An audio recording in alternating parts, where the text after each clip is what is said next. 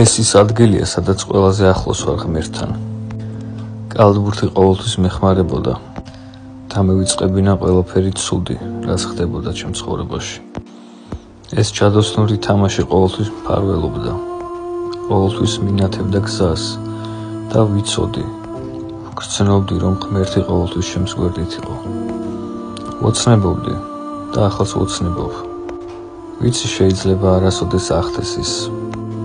თუმცა დღემდე ვიბრძვი ყოველ დღე, ვიცავ მას და მჯერა, რომ ყველაფერი შესაძლებელია.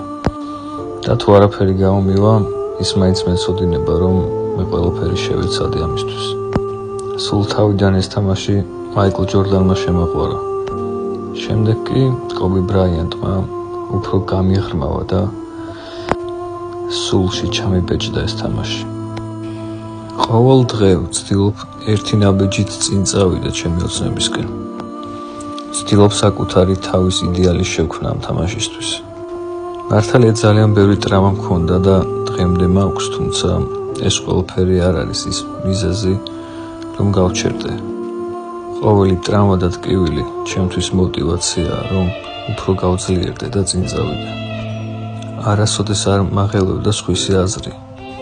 მე უბრალოდ ვაკეთებ იმას, რაც მიყვარს და ამაში არაფერია დანაშაული.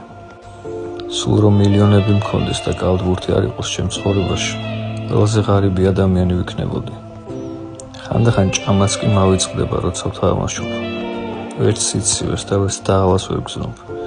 ეს უბრალოდ არის რუტინა, სადაც ხარ ბედნიერი. კალთბურთი უბრალოდ ჩემ სულში.